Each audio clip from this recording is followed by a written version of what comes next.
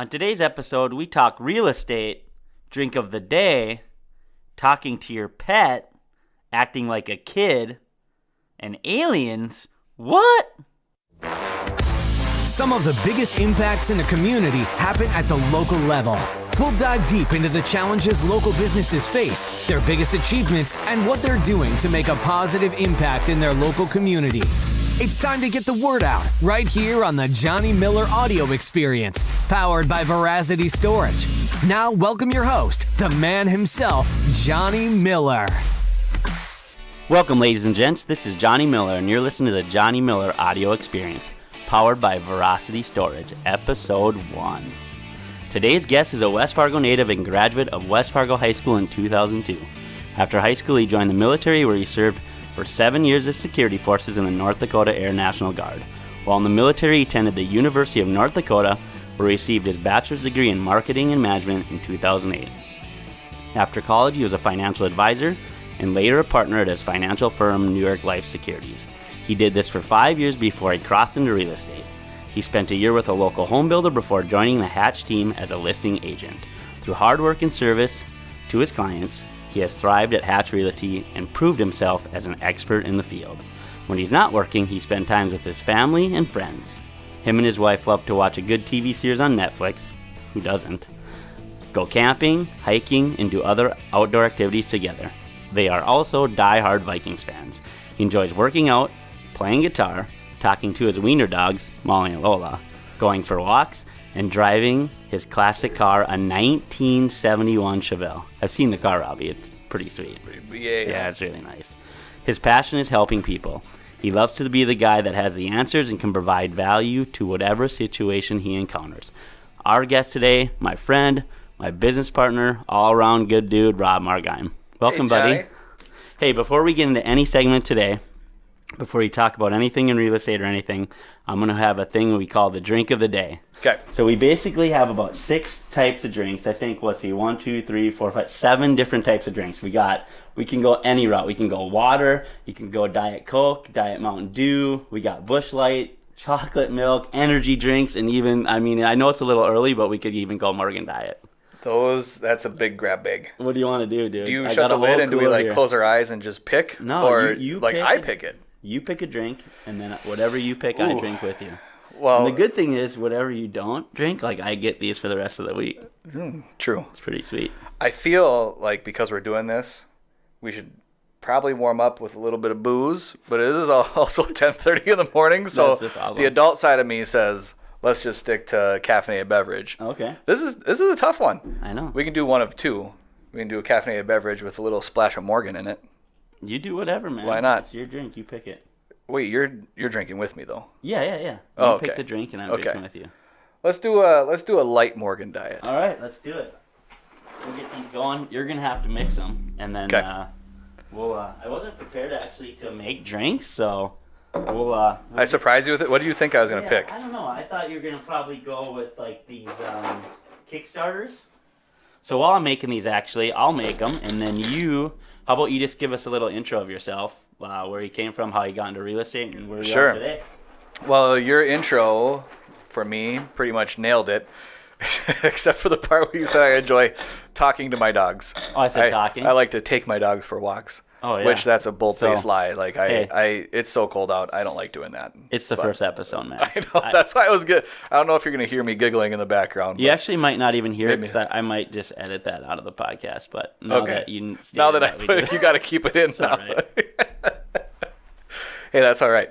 But yeah, I grew up in West Fargo, graduated there, and then right after I graduated, actually right before, I enlisted. And so I left for basic training about 8 months after I graduated. Actually, it was really interesting that the timing in 2002, or I think it was the third week of basic training, we had to go sit in the day room and watch Bush declare war on Iraq. So it was a little intense, around that time. Of course, you're in basic, you don't know what the heck is going on. But yeah, went through that. Went to UND. I majored in marketing and management. I minored in information systems. I have associates in criminal justice. There's just a a plethora of things, and obviously you don't really know where you're going to go in life, and it just kind of takes you where it's going to take you. And so graduating college, I never thought I'd be in real estate. Right. My passion, after I got back from deployment, I started investing and just got really interested in that, and that's why I landed at I have Securities and Mainstay Investments and working there. It was just the corporate grind got me. I got to a point in my career where I got promoted to partner at the firm, and it was kind of like Office Space. I was getting reminded by my managing partner to make sure that this report was done, the monthly report. Then I'd get called from the zone vice president down in Texas. Just, he'd call, hey, how's it going? Just checking in. Oh, by the way, make sure you get that report done. Like, yeah, I get it. And then I was also getting called from the East Coast for the same thing.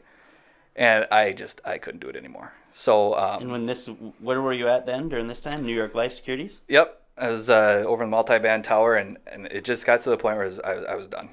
And didn't have a plan and just left. I just knew that I was unhappy there.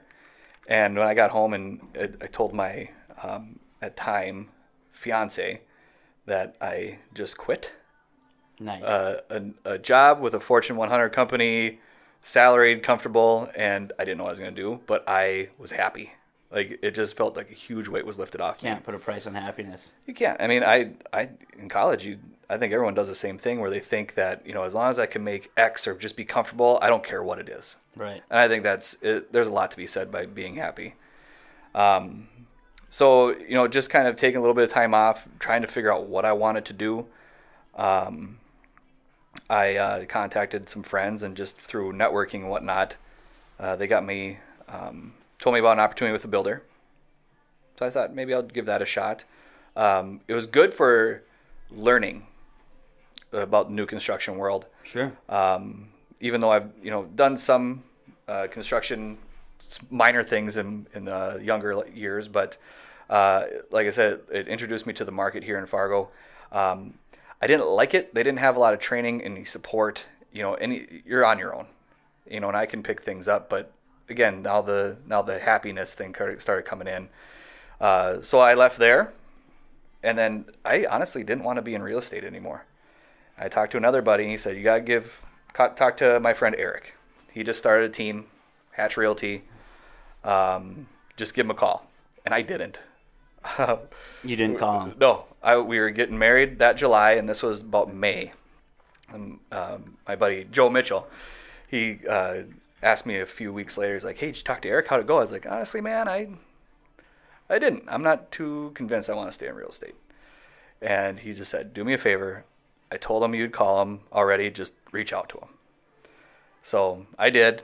And one thing led to another. He gave me a job offer as a listing agent with him. And got married and started the week after, or actually a week and a half after we got married.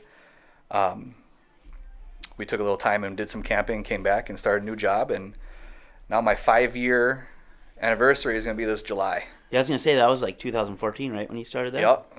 It's crazy how fast time goes. Is this my drink right here? Yeah. So I got the drinks done. Cheers, buddy. Thanks for right. being guest one. How's that make you Hey, feel? absolutely. I was excited. When you Cool. told me about this, how long did you tell me about this? I've been planning it for a few months.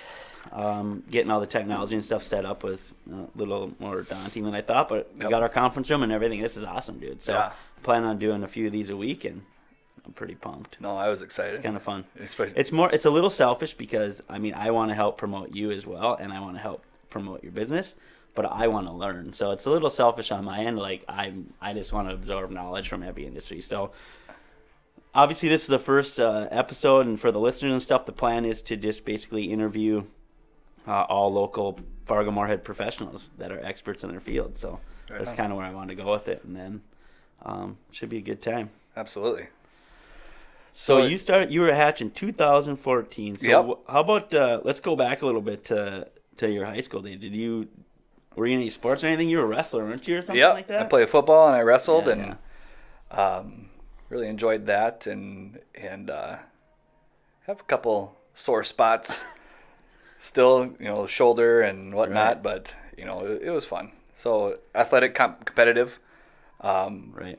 and they just working with a team and that kind of thing really helps out. I think a lot of people, even if someone in high school isn't, athletic or whatever the case is, I still think strongly that they should try a sport because it teaches you a lot more than just going out and having fun. It's more of working with a team and being coachable.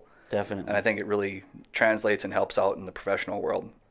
Yeah, for sure. I know I played basketball in high school, and that was at the same time as wrestling. So I was just a scrawny little dude. I think I'd have been a good wrestler. I think I was like 5'6". I was like 5'6", weighed like 120 pounds in high school. 5'6", you have a low center of gravity. I know. But I played basketball. I loved it. It was sure. Like, but all the time, the wrestling coaches were like, hey, you should try it. I was like, I'm in basketball. But I tell you what, it's fun winning a football game or basketball game and that kind of thing, but nothing holds a candle to when the ref raises your hand after winning a match, because that's one it's on like an one. individual sport. It's individual, and if you don't... It's you and your opponent. Exactly it. That's right. Yeah, if you mess up, you can't blame the team or anything like that. It's all on you. Cool. So now you're at Hatch. Yep. Well, if I want to go back a little further, when I did leave, before I left, the financial planning world, we were friends for, probably, 4 or 5 years at that point. Yeah. So we met through our wives. Yeah, when did we meet? Was it like 2009 or 10? Yeah, somewhere right around there. 10. I think 2010. And we were just talking, and we had an idea to get together and make a business. And you were talking about storage for a while, and I was like, Johnny, you know what? I need to change my life. Let's rock and roll. So we needed to find a third guy. Yeah, and Dusty. Interesting. Yeah, and it was just more of things. Really, just the stars aligned for that. I know in like 2010 when we met or whenever it was, I knew we wanted to get into something. We didn't know what we were going to get into, if it was going to be residential real estate, or we had no idea really at the time. We just said, hey, we want to get into something. Something's got to come up, and then obviously 2013 the storage thing fell in place. That was epic. So leave there, and we need another guy. It's like, you know what, Dusty. Every time me and him talk, go to barbecues at his house, whatnot, it's like we should start a business together too. And I'm thinking, I've had this conversation with Johnny as well. I need to introduce you guys together. And one thing led to another, and we get a storage facility, then we build a house, and then we build our second facility, and here we are. Here we are today in our conference 5 years later as well. Podcast. Oh man, that summer after I got married, or summer that I got married, I've never had such a hectic life schedule. Yeah. Work full time, then nights and weekends until November, building that other facility, and then having being newlywed, and holy cow. Yeah. Now 5 years older, I don't think I have that energy in me anymore. And then you're a Sioux fan, right? Or I'm sorry, Fighting Hawks fan? Sioux fan. What do you got? Is it just hockey, or is that it basically? I know you went. It's my alma mater, man. I know you went to UND. Yeah. Growing up in Fargo, everything's Bison, and I actually went to NDSU for a year before I transferred up to UND. And to me, it was more of, I just need to get out of Dodge for a while. You're from the city, and right. Get out of Fargo for a little bit and just, be on your own. The decision at that time wasn't because I like UND more than NDSU or vice versa. It was just, like I said, to get out of Fargo for a bit. But being there and graduating there, and I'm a Sioux fan. I think right now what gets me is just my 1 year, and we talked about this before. My first year at NDSU, I was on Bison Brigade. Oh, wow. Yep. So you went from Bison Brigade to Sioux Crew. Sioux Crew. Yep. And, as a student athletic booster organization, and the topic of conversation every meeting, I'm not kidding at all, was how do we get students and fans in general to go to football games? At NDSU. NDSU. What year was No one would go. 2003 at this point. That's when I was 2003 to 2004 is when I was at NDSU after I got back from basic and tech school. This is no joke, Rob. I think it was like 2002 or 3 season. The Bison were 3-9, and me and friends would go to the games. You wouldn't need tickets. You would just show your student ID. Yep. And there was 500-600 people at the game. Oh yeah. Now it's a little bit different. A little bit different now. Winning breeds. I mean, you're gonna have fans because you're winning. Well, that's the issue that I have. I mean, whatever. I'm pro North Dakota sports. Right. Living in Fargo. Yeah. I mean, Bison's a big part of us, and we're getting national recognition, which is absolutely amazing for the growth of our city too. But it's so much bandwagon. There's a lot of it. And it's just, I don't want them to start losing or anything like that, but it would be interesting because you can't stay at the top forever. If that starts happening, what's going to happen with their fan base? We'll see. Look at Shields. You couldn't buy an Eagles jersey to save your life in Fargo before Carson Wentz. And then you see, just fair weather fans changing over from being Vikings fans to Eagles fans, and I don't know. Yeah, there's some pretty good data on, there's a lot of Patriot fans, right, obviously, because they're so successful. Yeah. So, how many people are you going to see a lot of people wearing Patriots jersey in 20, 30 years when they're, not good? I doubt it. But my brother-in-law, that's he has it figured out. He is a Browns fan. Yeah, I mean, you know why? He's like, if I'm gonna when they win, he can say I was there from exactly. the beginning. How do you think we are as Vikings fans? Well, it's not too far off, except we do well, and then we just Dude, in my lifetime, they're gonna win a Super Bowl. My first recollection of the Vikings was, I think it was the '87 or '88 playoffs. They were playing to basically go to the Super Bowl, and Darren Nelson dropped a pass in the end zone. I think it was Tommy Kramer was quarterback, or Wade Wilson, one of the two, I can't remember. But I think I was 10 years old, and I literally just cried. That was the first time they let me down, and I literally just cried. And they've ever since that year, they always let you down eventually. And you still cry. 99 is really tough too. I know. That was really, and 09 was tough and whatever. But if it's not literal crying, it's on the inside. But like I said, he has it figured out. He's like, you know what? They're the Browns.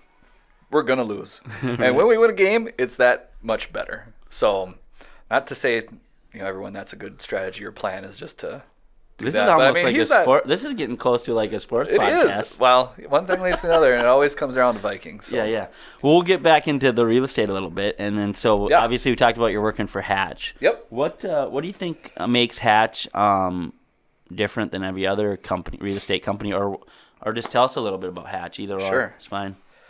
I think the way that we're structured, and it only makes sense because, you think of real estate as a whole, it's just real estate, buying and selling houses, condos, townhomes. But really, both sides, buying and selling, are almost as night and day different as you can get. Buying a house is fun and exciting, and, walking into new places and finding out what you want, and it's a good time. But when it comes to selling, you think that it's always good. A family's outgrown their house, they need a bigger home, or they're getting relocated for a job, or they're making an exciting move across country, whatever the case is. But that, I think, would only account for maybe 50 to 60% of the business I do. Right. Otherwise, it's death and divorce, and you can't afford it, and it gets tough. So how we're structured is I'm a listing agent. That's the part of real estate that I focus on. Knowing that process inside and out, how to strategically price a house. It's one thing to list it, but you need to sell it. So making sure that we're looking at the market from a lot of different angles, getting the right marketing behind it. Which Hatch crushes marketing, right? Our budget is $700,000 a year. That's crazy, dude. Isn't that nuts? Yeah. No one holds a candle to it. So, at the end of the day, it's not rocket science. It's not to make it sound like someone's home. It's very personal, not to make it sound less than that, but at the end of the day, it's a product. We have to get the right marketing behind it, and it needs to sell. So. And then you're the listing agent. How many clients or how many houses you list a year on average, you think? On average, 100. 100. Yep. That's a lot. Give or take, and it's and the only way that we can do it is the leverage that we have. Right. We basically take real estate and you blew it apart and kind of do the Henry Ford model. Right. I focus just on listings, and I have a listing partner. She helps me with a lot of the back end work. Assembly line for real estate. Yep. I tell people, when my clients that I meet them, and just say, think of me as the project manager. I'm the go-to for my client. I'm, coming up with the plan, the pricing, and handling questions and everything else, and negotiations. But behind the scenes, I have a listing partner that helps keep everything running smooth. Once the property sells, I have a transaction coordinator. More of a good way to think about her is a file auditor. Right. She is so detail orientated, it's crazy. And I'm envious of that, to be honest with you. A lot of times we're fixing the other side's files too, because we ultimately want to get to closing smoothly. I have my own marketing department. We have a lot of admin. So everyone kind of takes their spot and they specialize in one area instead of kind of covering everything and being more of a generalist. Sweet. So what do you think, how's the Fargo market looking in for 2019?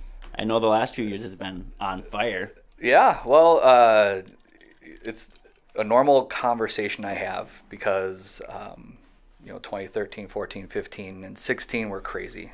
A couple of those years were just anomalies, to be honest with you. Typically, a city this size should be sitting around 1,400 homes on the inventory. 1,500, right in there, that range. In the hottest years, we were under 800, which is nuts. And that's why things were going so fast. You couldn't get a sign in the yard fast enough. Right. Like I said, that's not normal.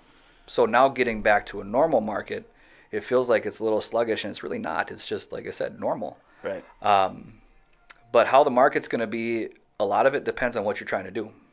Are you trying to sell? Wanting to buy?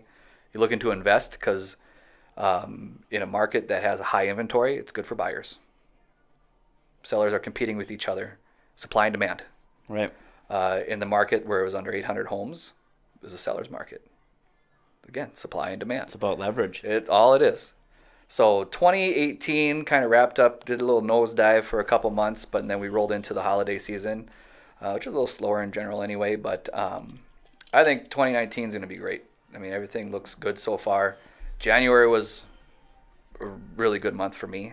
Better than the last 4 Januaries, which is crazy. That's crazy, especially given like the weather. Does the weather affect? I mean, I would think January and February. I mean, who wants to move in that stuff? But I guess if you get a house for the right price or get what you're looking for, right? Honestly, I like moving in the winter. There's 3 times I've moved has all been in the winter. It wasn't on purpose at first, but now thinking about it, the day you move, it's Murphy's Law, right? The day you move, you're going to have cold temperatures and snow. But you're moving, you're lifting boxes, you're getting warm, you can take your coat off, right? In the summer, same thing. It's going to be the hottest day of the summer when you move. It's just how it works out, right? You can only take so much off before the cops get called. Right. Right? I don't know if you remember that day, like it was like 25 below, like actual temp was like 25 below. Everything was shut down in town. Mm-hmm. Well, our daycare was shut down, so I was at home with the little one. Obviously, no one was staffed here in the office. And we had a lady calling, they needed storage, that they were moving out of their home. They called the moving company, and the moving company said they're not rescheduling delivery, and they're working today. So they literally moved into a unit at like 25 below. So I loaded up the little one in the car, came out here, got the unit like prepped for them because there's just like snow packed in front of their unit, got them a free lock. And I was talking to the moving guys, and I'm just like, you guys are the only ones working in the whole town. Like the whole town is shut down. He's like, yeah, we just got a call from the boss. He's like, after this, we're like closing down. And he's like, I've worked for this company for like 5-6 years, and this is the first day we've ever closed because of the weather. And I was like, you guys are rock stars. It was so cold. Brutal. Yes. I was like, wow. I mean, so I was like, going back to your story, like I could imagine if I was going to move, that's probably the day that. We need 2 pairs of gloves then, right. And some hand warmers and foot warmers. So what do you think long term? You think so 19 is going to be probably about an average. It'll be all right? Yeah. How's the diversion affect any of this? That's going to be a good question. When plans that? start rolling out, and I don't know. I know they have kind of a direction they're going with it, right. But it's more of a. But does that affects like the floodplain a little bit, and that would affect developments? Well, how that works? Yeah. I mean, you hear all the stories, and I'm not too tied with new construction as much as I used to be, but I know there's room to grow south more, obviously, but that all has to do with what the floodplain. The flood diversion project is going to be doing, and at a base level, once that's done, it's going to help out with flood insurance with everybody. Right. And a lot of times right now, I mean, a few years ago was this grandfathered in. If you have flood insurance, it's going to stay low, and if you don't, and you're required by FEMA to have it, then the rates could be all over the place. I mean, there's this whole mess of things happening that not many people knew exactly what was going on. And then being a listing agent, I've seen the downside of that, unfortunately. I had a client of mine that bought her twin home, with cash. And obviously, when you do that, it's not required to have flood insurance because you own it outright. And she had an opportunity to come move to the West Coast to be closer to the family. So I had to list the house. And when I pulled up the flood map, she wasn't just barely on her property. Her property was all in the floodplain. The entire property. Entire property. Yeah. And we were having good showings, and that's the feedback is like, hey, great showing, but we need flood insurance, and you guys don't have any, so it's not transferable. And the rates we were seeing was over $3,000 a year for flood insurance. That was effectively pushing people out. They couldn't afford it. Yeah, it's essentially it's almost $150 a month or something, right? Or more than that. More than that, $250. $250, yeah. Mm-hmm. That's crazy. So on top of your mortgage and your homeowner's insurance and specials, you have another $250 bill for flood insurance. Honestly, I mean, there's a lot of people in our city that probably are in the same situation. It almost creates an unsellable property. Yeah, well, especially if you got the $250 for that, and then say the buyer's not putting enough down, so then they have PMI insurance, and then they have their taxes and specials. Or probably, I don't know if there was specials still in the house, but it can add up fast. It does, and you feel for them. But when those types of things happen, I mean, you just think of anything that you're selling. If there's something negative to your product, the price has to adjust, right, to reflect that. And ultimately we got it to close and to move on, but. It's just really interesting with that floodplain. So that's probably what I'm more excited about, and everyone probably is too in our city, is more, being protected from the flood, but also getting rid of flood insurance. Like my development, there's people on my block that has flood insurance, and if we had water in my area from the flood, the whole city is screwed. So I think where our facility is, Veracity Storage, I think we're one of the last lots that's like outside the floodplain. Uh-huh. I think we're just high enough right here, because I know across the road that hasn't been developed. That's all in the floodplain. So awesome. We'll see how that goes. I think it'll definitely make. Obviously there's pros and cons of diversion, right? But for expansion, we'll see how it all goes. So that'll probably play out in the next few years. It'll be interesting to see. So if someone was interested in getting into real estate, like they want to do what you do, or your sister's also a realtor, right? Yep. What advice would you have someone that's just kind of interested in, like, hey, I'm not happy where I'm at, I'm looking to change careers, and I want to get into real estate? Got any advice for them? Yeah. They just got to know it's going to be a grind. Right. A lot of people, I think, just in any industry, if they want to make a change, I mean, look at, just speaking of experience, financial planning, or here, just different industries where you have to grow your client base. You don't just start off getting a paycheck, right? Or having a client. I mean, a lot of people if they want to get in real estate, first study. The test isn't that difficult, but it's tough. And having to take tests like that, like my Series 7 and those types of things, they changed that real estate test where it was as tough as those, the Series 7? I would say it's pretty close, to be honest with you. I know people that had to take it a few times. Right. So, but the biggest thing, if they want to survive long term in a commission industry, is make sure that you have enough saved up, and be comfortable with the fact that it's going to be a while until you see any fruits from your labor. Right. I mean, you think about it this way. Let's say you started in real estate, or we can just say in any industry that's commission only. You start January 1st. How long is it going to take for you to procure your first client? Right. And you have to get your name out there and be networking and everything else. And let's just say it takes you, let's just say you got lucky and first day you get one. And we'll focus on real estate. On average, it's going to take your client 2 months to find a house that they want to buy. So now we're looking at March 1st, and then it takes 45 to 60 days to close. Now you're April. So you're 4 months without getting paid. Do you have enough to support your family, pay your bills at this time? Right. Those are the things people forget, and I think that's part of the reason why there's such a high turnover rate in real estate. Right. But they're not just competing with a few agents either. There's about 700 agents in town. Yeah, and when you talk about the 700 agents, this is what always intrigues me is, we can arguably say like the last 4 years has been, I mean, some of the best 4 years for Fargo market like it's had in a long time, right? So I feel like, everybody is like kind of getting into real estate because it's like their new thing. So I always view it as a position of what happens when a recession hits or what happens when the economy's not that great.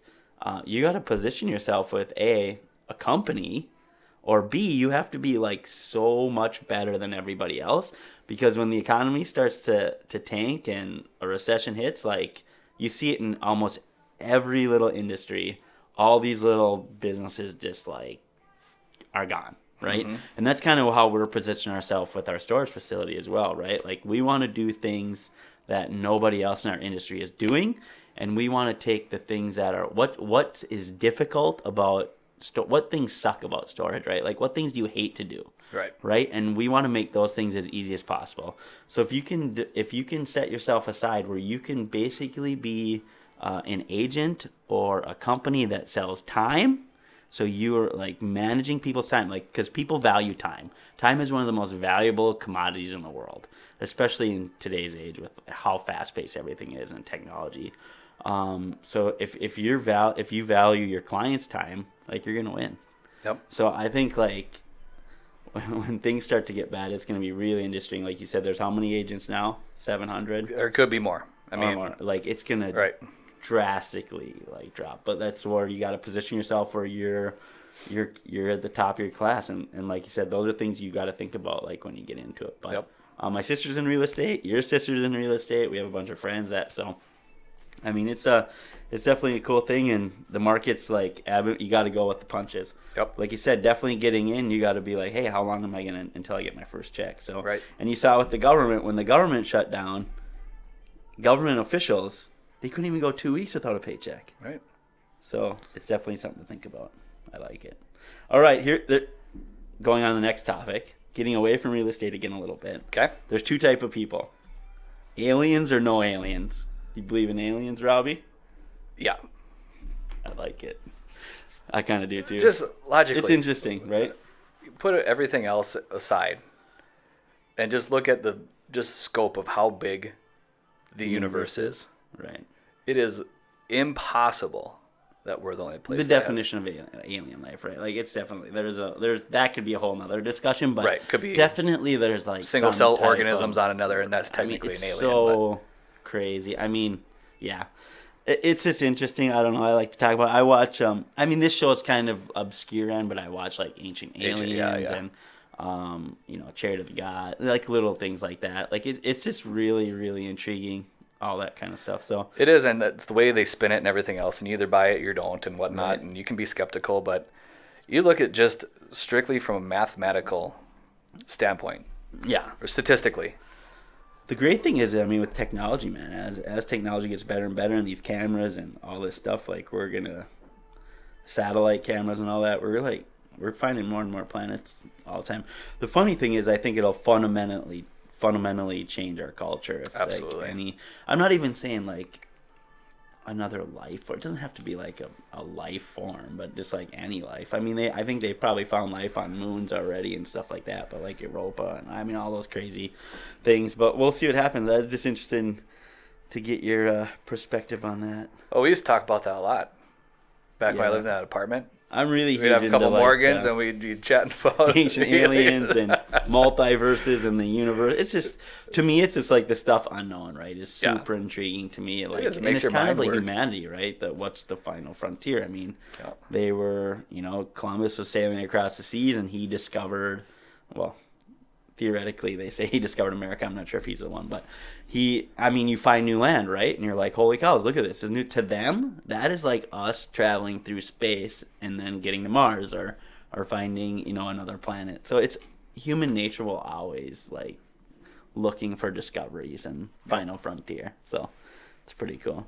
All right, Robbie. So if people are looking to get into real estate, if they have questions of real estate, if they just want to give you a call, what's the best way to get a hold of you? You got any contact information Absolutely. for me, phone numbers, questions for me? They want to buy a house, they want to sell a house, give me a call.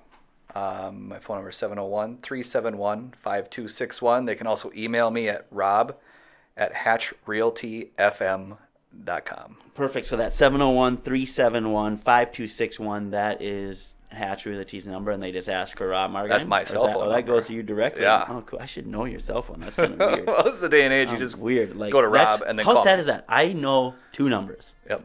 Maybe 3. Remember back I when we know were kids that we had just everything, dude. The Rolodex is phone, in your head. I never. Yeah, the Rolodex is in your head. I just remember like we had one of those rotary little crazy phones in the garage, and I knew like everybody's number in town. Now I know nobody's. Well, you're a little older than me. We never had a Yeah, rotary I'm old, phone, dude. but Yeah. just the fact that we said Rolodex. Yeah, that's the aging. I think there's what are people you? that don't even You're know like it. 35. I'm 35, yeah. Yeah, 35. I'm up there, dude. I'm 41 now, so I was like, yeah, you're just like a little squirt when I was doing that type of stuff. So, yeah, I mean, if you put one of those rotary phones in front of a kid today, they would have no clue. There was a what to do. video online of someone doing that. Yeah. The parents gave the kids like 5 minutes to dial a phone number with a rotary phone, and they would get something, and they were freaking out and they couldn't figure it out. And these kids, they weren't like 5 or 6 years old. They're in high school and they couldn't figure it out. All right, so we got 701-371-5261. That's Rob's personal cell phone number. You can call him, harass him about real estate, ask him maybe ask him investment questions. He can give you some ideas.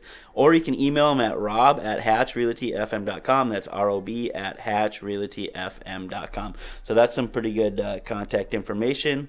And the next segment I have, Robbie, this is obviously the first episode, but I plan on doing this for every show. We obviously did the drink of the day.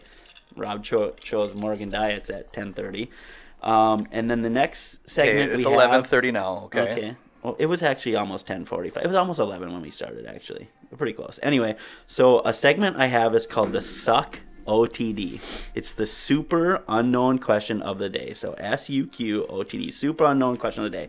So I basically found on the internet 100 questions that humanity can't really answer. Well, they can answer, but just questions the internet is just like, oh, these are weird. How do you answer these? So I have 1 through 100. What we're going to do is that you're going to pick a number, 1 through 100. Then I'm going to pull up the questions, which I'll pull them up now. Okay. And then we'll look at the question. You can answer it first, if my internet works here. And then I'll answer it, and then we'll go to Miss Google, because she's really smart. And then we'll see what the internet has to say. So pick a number 1 through 100. Let's go with 71. 71. Is that a lucky number? You got anything It's for just me? the year of my Nothing? Chevelle. Oh, God. I'm so off my game today. It's the first episode. I usually pick up on all this stuff. Okay, wow, this is a long one. Okay, here we go. Question 71. It's already got errors in it. It should be, how come people tell you to stay a kid as long as you can, yet the moment you do anything childish, immature, they tell you to grow up? That's a really good point. What do you think, Rob? Why do people tell you to stay a kid as long as you can? And actually, I'm bad. I'm going to interrupt people, guests all the time. So I'll start this. I won't go into the question, but I'm super childish. I kind of immature, right? So it's the thing that keeps me young. It's just crazy. You and me both, I guess. What? You and me both, I guess. It's seriously. It's like that fun. I don't understand it, but I mean it. I feel the same right now as I did when I was 18 in the military. Absolutely. As far as and think about this. When you were 10, 11, or 12, and someone was 41, that person was old as dirt. Now even if I'm you're that in 25 age, and I'm and you're thinking in dude, your I'm not that 30s or old. 40s, it's I'm not that like, old. Do you think it goes like that your whole life? Do you think you get 60 and you're just like, oh, cool? I have literally thought about that It has to. multiple times. It's crazy. Am I going to feel like when I I'm don't get 50, this isn't, doesn't feel like 50. How should I feel? But I think the question is interesting. You got to remember where it comes from. You're an adult telling a child to stay a kid as long as you can, because the more they grow up, the more responsibilities come, and when Right. they're off on their own, it's working. You get trapped with bills, and you're trapped working. Where a kid, you have nothing on your plate. You don't have a family to take care of. You don't have to worry about bills, so it's stay young as long as you can. Enjoy it. I love it. Because think about when you're a kid, you're like, I can't wait to graduate high school and get my own car, get my own, it's all about how you're going to grow. But it's like, slow it down. You have plenty of time. I have friends that just threw the throttle down and graduated college in 3 years. And I even told them, I was like, what are you doing? You gotta enjoy, man. You get one shot Yeah. at this. You get one shot at life. You gotta enjoy it. Right. Now, of course, my first year out of high school is basic training and tech school, and then you throw in deployment, and, I'm graduating college at 25 years old. But I took my time. That's why you have a couple majors and a minor when you leave. You just kind of filled up the schedule. Right. But I think that was fine. I got to enjoy college and the experience. And well, then you need before I dive into experiences. You need to know like what you like and what you don't like. Like you could literally just use the first 25, 30 years of your life, just experiment and everything. How do you know? Like, do you think when I was like 16 years old, did you ever think I was going to get into self-storage or business or no? Right. I don't even know what I thought then. I was like, oh, I'm going to play basketball in high school, and then I'm just playing basketball, and I'm running and doing this, and then all of a sudden I was like, hey, I don't know what I'm going to do after high school, and I was like, oh, I should join the military. So then I joined the military, and then I was in the military. I didn't even think, like, well, what am I going to do next? Right. It's not until you get, that's where I'm saying, like, and you're constantly growing and evolving possible. too. Right. What your passions are and everything else. But so you look at the question that way. People tell kids to stay as young as you can, and then when someone tells you that you're immature and you need to grow up, it's because you're an adult and you know better, and you kind of blur the lines and who are we to do something judge immature, anyway? right? I like it. Stay young as My possible. wife tells me to grow up all the time. Oh, my wife does too. Maybe not those words, but A I like couple the nights, joke. like we've went out a couple times and stayed out too late, and then I slept in a little bit, and my wife will call me and be like, "John, here's her question." Sorry, Katie, I'm throwing you under the bus here, but she'll be like, "I'll answer the phone," and she won't say anything else. She'll be like, "John, how old are you?" So she starts the question, and I was like, 41, and she's like, "Do you think it's normal for a 40?" And I was like, "You're right." Honestly, Like, that's you're right. Like nothing you can say would like. Just perfect. You just got. I mean, you win. Right. Like I got nothing. well, okay, And fair I'm enough. Just like whatever. That's always how you've been, though. It's Ever since awesome. we started hanging out, us four, me, Megan, you, and Katie. Every time we were hanging out, we knew that we hang out with John and Katie, we're gonna be up till at least 4 a.m. Katie and I are Maybe night owls. 5. Yeah. Well, Before we had and a we were kid, too, and before our we had a kids kid, as well. we were big time. We wouldn't go to bed till like 2-3 in the morning, like every Normally, night. yeah, same with us. And there wasn't drinking involved or anything. It was just Yeah. I mean, we're awake. we'd do whatever. Yep. And now it's like That's awesome. It's getting close to 10 o'clock. Probably should All wind right. So down. what we learned today then is you don't have to grow up. That's fine. Just grow with it. Whoever you are, just be yourself. It's totally fine. I mean, whatever. Look at us. You could look at that and say, if someone tells you you're immature and you need to grow up, I don't know. What do you think about someone like that? If someone told me that, I'd be like, okay, get lost. Yeah. I don't know. It's probably Well, besides fine. my wife, of course, but it's like, don't judge me. I'll do what I want to do. All right, we'll do one more thing here. We're getting pretty long. What do we got for time here? We're basically at, it's pretty good, 42 minutes. It's a pretty good time for the first episode. One more time, contact information. If you want to get a hold of Rob, literally, like, you can ask him any real estate questions. You can get into, if you're looking to list your home, if you just want to, you guys do free appraisal or basically desktop appraisals. CMA. Things like that. CMAs. Perfect. So, again, his info is 701-371-5261. And his email is rob@hatchrealtyfm.com. Perfect, Rob. Thanks so much for coming on the show today. Guest Absolutely. number one baby. on the Johnny Miller audio experience. There's actually a good opportunity for you to probably be the first return guest too. Hey, I'm I'm down not with sure. that. We talk about the same things, see if anything's changed. Yeah, we'll see. We'll see. I Or got dive a couple into good aliens guests lined more. up. Yeah, we could dive into aliens more next time. We could do a whole segment on that. All right, Robbie, thanks for coming on the show, buddy. You got it, I brother. appreciate it. Ladies and gentlemen, thanks for listening. Until next time, peace. We appreciate you joining us for this episode of the Johnny Miller Audio Experience. You can support the show by supporting your local businesses, especially today's guest. Be sure to follow us on Twitter, Facebook, and Instagram at Johnny_audio and recommend us to a friend. If they own a local business, even better. We look forward to helping your business get the word out right here on the Johnny Miller Audio Experience.